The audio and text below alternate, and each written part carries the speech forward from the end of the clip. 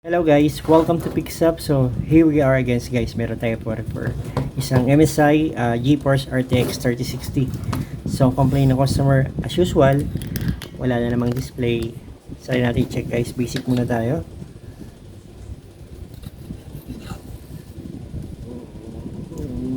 Okay. Okay, good.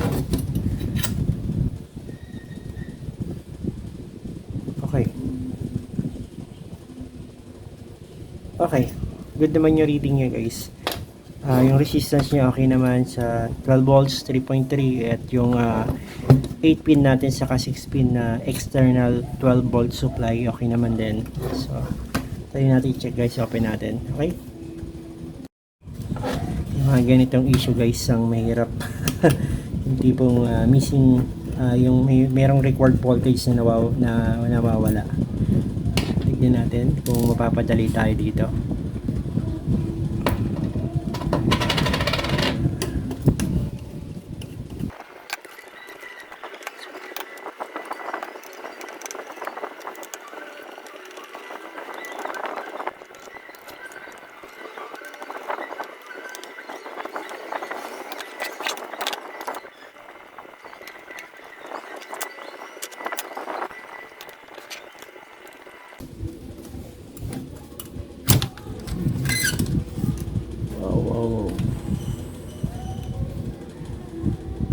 So napansin nyo kagad guys,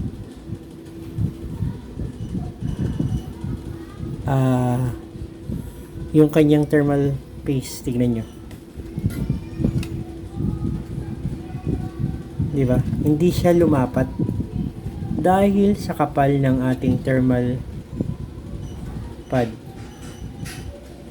Hindi siya nakalapat, yan nyo, kita nyo.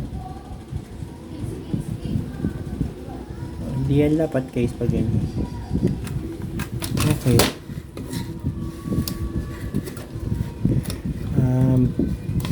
Possible issue, overheat. Dahil yung ating heatsink ay hindi nakalapat sa ating sa ating video card, sa ating GPU chip. Napakaraming screw. Ito pa.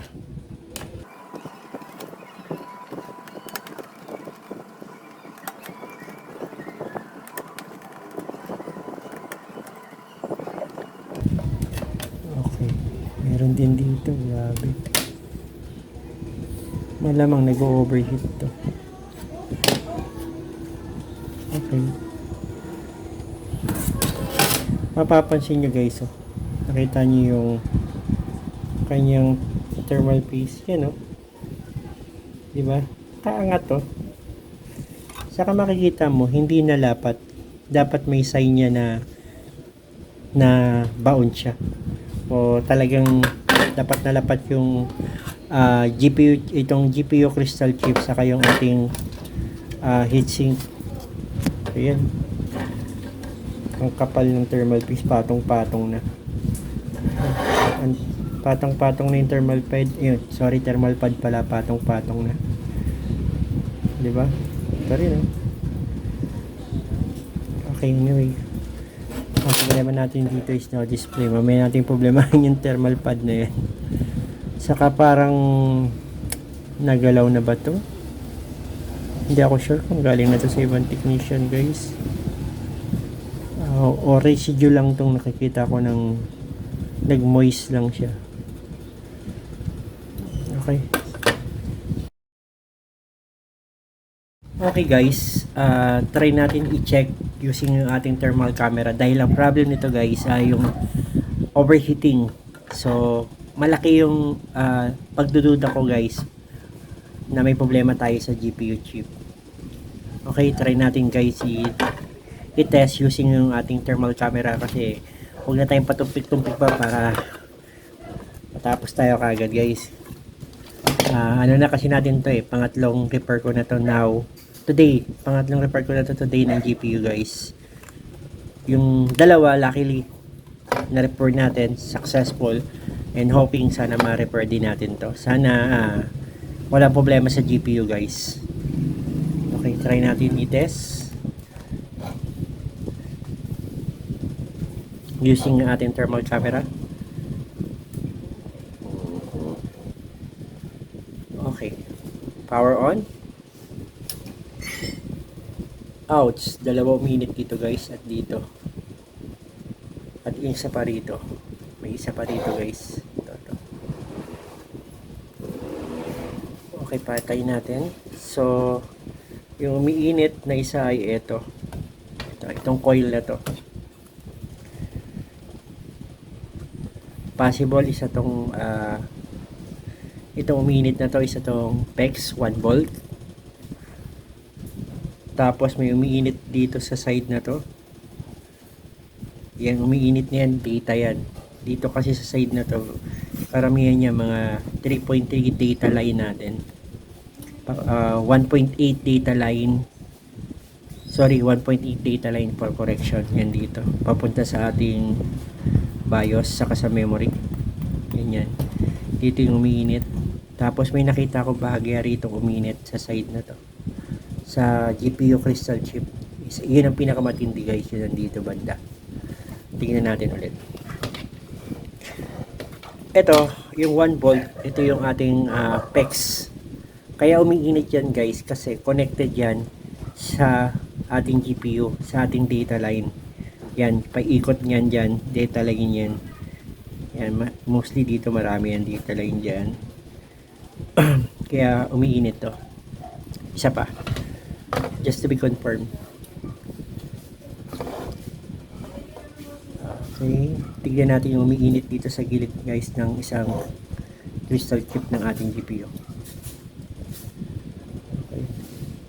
Power on. Ayan guys, oh. Kita nyo. Sa gilid ng crystal chip. Saka dito. Ayan, oh. Sa gilid ng crystal chip, oh. Damage na yan guys. Hindi na repairable yan. Ito. Damage na yung kanyang GPU crystal chip guys dito. So, okay. Ang ginagawa ng iba dito guys, para ma-repair. Kahit i-rebuild mo to, hindi na problema. Hindi na ma-i-repair pa. Kasi usually, pag ganun ang problema nito sa crystal chip o dito sa mga data line, may tama na yung ating GPU. Isang buong GPU guys. Yung iba, kaya nilang i-revolve pag nandito sa paikot, sa labas. Pero pag nandito na sa loob ang problema guys, dito sa may crystal chip o sa ilalim yan, hindi na ma-revolve yan. Replaceable, re-replace na nila ng bago yan. Tapos i-revolve nila. Pero for me, hindi na ako nagre-revolve. Tagal na. 2 years na. More than 2 years na ako hindi nagre-revolve. Kasi masakit sa ulo. Okay guys. So confirm. Problema na tayo sa ating GPU. Sayang. Pagtsatsagaan pa naman sana nating ma-repair. Ito. Yan guys. Okay. Thank you very much for watching guys. God bless po. Bye-bye.